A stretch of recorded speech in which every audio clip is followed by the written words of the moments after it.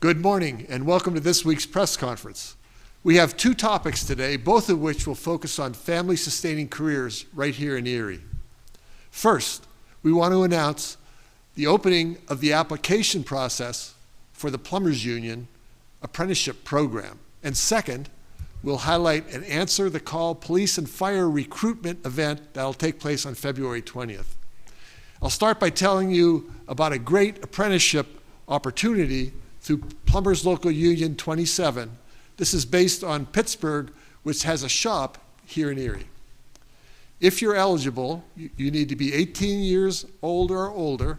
You need to have a valid driver's license, a GED, or high school diploma. The application fee is only $30, and there's a basic aptitude test. After exams are reviewed, successful candidates will be interviewed, and the class selection will be made. This is a scholarship program that is paid for by the Joint Apprenticeship Training Committee of Plumbers Local 27. So this 5-year apprenticeship training doesn't cost you anything. The program begins in early June. This is a wonderful opportunity. The starting wage for apprenticeship plumbers is $20 an hour and includes great benefits. Journeyman plumbers must make almost $45 an hour, and there is plenty of work in Erie in the whole region to keep you busy. For more information on how to apply, go to Local 27's website, which is ua27.org. From the training tab, click on How to Apply to get all the details. Applications will be accepted from February 20th to March 4th. Next, we'll focus on a topic that I'm passionate about. As you know, I'm committed to promoting diversity, equity, and inclusion in Erie. Our policies, initiatives, and programs will be stronger if we have diverse perspectives around the table, and we will do a better job of representing the community we serve. Every day, in everything we do, my team and I strive to make Erie a community of choice where we celebrate our rich cultural diversity, our welcoming, vibrant neighborhoods, our world-class downtown and bayfront, our excellent education for everyone, and our abundance of good family-sustaining jobs. We promote cultural diversity in many, many ways, including in our recruitment strategies. In our efforts to reach out to the city's BIPOC residents, and BIPOC stands for Black, Indigenous, and People of Color, the Strengthening Police Community Partnerships Council is working with the Erie branch of the NAACP to host an Answer the Call community forum. This event will provide information to interested residents about the opening of the application process for the Erie Police and Fire Departments. The community forum is free and open to the public and will take place next Monday, February 20th, from 5:30 to 7 p.m. at the Urban Erie Community Development Corporation. It's located at 2046 East 19th Street. In early 2020, we began implementing, activating our vision, which is a roadmap for Erie Refocused Comprehensive Plan. We gauge our success by tracking 26 key performance indicators.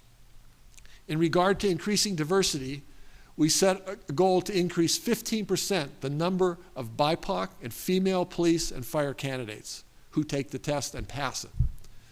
In June of 2020, Lieutenant Tom Lennox took on the full responsibility of minority recruitment, and he also became the Police Athletic League Coordinator, which he works hard on and does a great job.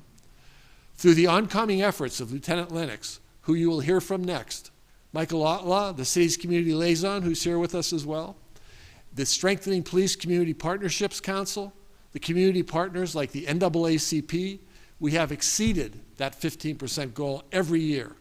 Since July of 2020, we have hired 27 new police officers. 10 of the new officers hired, that's 37%, were minorities or women. Now I'll turn it over to Lieutenant Lennox, who will update us on the police and department's efforts and what lies ahead for Erie. Lieutenant Lennox. Thank you, Mayor. I'm happy to represent the Erie Police Department for this important initiative. In August of 2022, there were a total of 69 applicants for the police department. 46 of the 69 passed both the agility test and the written exam. Of the 46 who passed, 42% were minorities. This was a vast improvement over the previous years, and finally it's paying off. Out of the last 27 officers hired since July of 2021, 37% have been minorities or women, with 3 being white females, 6 African American males, 1 Latino male. In the next few months, the Erie Police Department will have an opportunity to hire 10 additional officers from the 2022 list. Out of the top 10 potential candidates on the list, 5 of those are minorities or women, which equates to 50%. One of those being 1 Latino males, 2 white females, 1 African American male, and for the first, 1 Middle Eastern male descent. When we set out our goals, we knew that the first step in being able to diversify the department was that we needed to get more minorities to take the test. Our team has worked hard to prepare potential candidates. We are now seeing the results of our efforts, and we will continue to improve on them.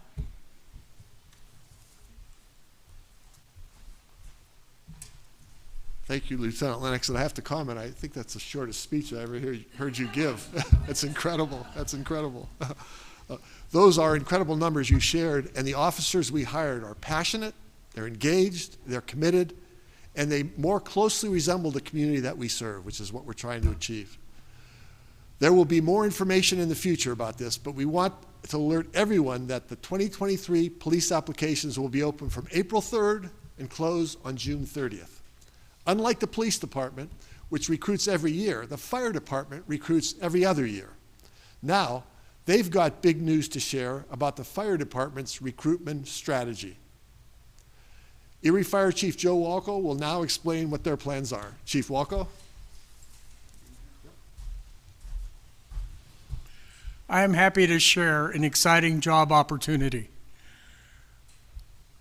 report on our progress, and announce a wonderful development. Serving as an Erie firefighter is a great career. It is challenging and rewarding experience as we help our community in many ways. If you are interested in serving, now is the time to start preparing for the application process, which opens online April 18th through the 29th. The cost is $50 for the test and $15 for the study guide. The written exam will be given on July 8th at the LECOM campus, and I would like to thank LECOM for their generous donation of their classrooms. To be eligible, 18 at the time of testing, high school diploma or GED, and a valid PA driver's license. I encourage everyone to consider joining us to help serve the people of our city. If you'd like more information, you can go to our website at efd.erie.pa.us/recruitment. In the last few years, we have seen a lot of progress in increasing the diversity of our BIPOC and female candidates taking the test. We increased the number of minority candidates taking the Erie firefighter written exam and the physical agility test by 126.7% between 2017 and 2019, from 15 minorities to 34 minorities, for an increase of 19 minority candidates. We also saw progress in the percentage of minorities taking the test each year, which increased from 6.6 in 2017 to 9.8 in 2019. In the city's Diversity, Equity, and Inclusion Report, conducted by Strategic Consulting Partners in 2022, one of the recommendations focused on a strategy to help the fire department increase the minority representation. Specifically, the consultants recommended that we follow the example of the Erie Police Department by hiring someone to focus on minority recruitment initiatives. As part of that, the Erie Fire Department's Lieutenant Sina Mitchell, who is here with us today, is helping with recruiting, and thank you for taking that on, Sina. And also, in keeping with the DEI recommendations, I'm thrilled to announce that my good friend, former Chief Greg Martin, will lead our recruitment efforts this year. In addition to being one of Erie's first black firefighters, he might be best known for becoming Erie's first African-American fire chief. In that role, Chief Martin spearheaded many initiatives in health and wellness, mental and physical evaluations, updating and standardizing gear and equipment, and dealing with issues for female firefighters, and handling financial issues. Martin was born in and has been a lifelong resident of Erie. He married Irma C. Martin. They raised 5 children. Martin attended Lincoln Elementary, Woodrow Wilson Middle School, and Academy High. He attended Mercyhurst, Edinburgh, and Gannon. Chief Martin is an example of someone who made the most of the opportunities that were available and set examples for those who followed. He has been an inspiration to Erie and continues to make his mark on the world. It is my honor to introduce my former fire chief and friend, Greg Martin, and I look forward to working with you once again. Chief, would you care to say a few words? Thank you, Chief Walko, Mayor Schimber, all the assembled. I was really surprised by this news conference today and this opportunity, and I really don't know what to say except that it's an honor to be here, and it's an honor to be able to help the community and help the citizens of Erie and continue to do what we need to do to be an outstanding organization that Chief Walko continues to lead. And I do want to make one little statement here. I think it's important to remember that Lieutenant Michelle is the first female African-American officer in the history of the Erie Fire Department. And with that, I'm done. I turn it back over. Thank you. Thank you very much, Chief Walko and Chief Martin. Appreciate it. That was a great presentation. I really, really appreciate it. And Chief Martin, thanks for all your dedication and your service to Erie. As a past fire chief, it's wonderful that you are now willing to jump back in and lend a hand to help us with the recruitment initiatives. Thank you very much for that. And thank you, Chief Walko, for your leadership and your service as well. I appreciate the effort that the fire department is making to ensure that Erie's firefighting ranks look more like the people that they serve. Remember that the fire recruitment dates are from April 18th to the 29th. That's when you can sign in. Find more information about this on our website at erie.pa.us.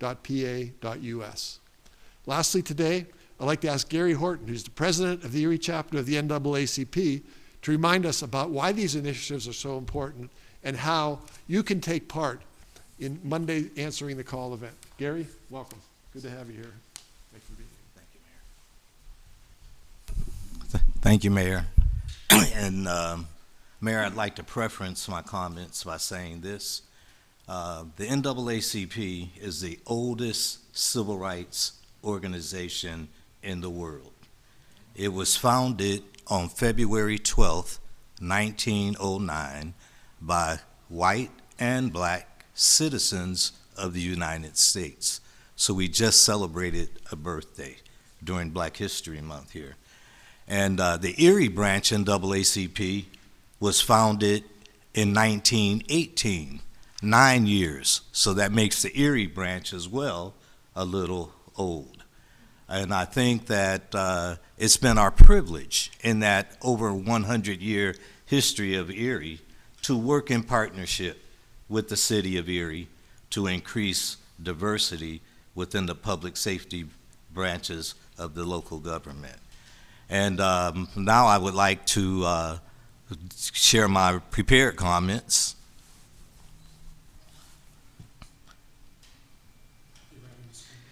The NAACP supports a well-trained, culturally responsive, and more diverse police force and fire department.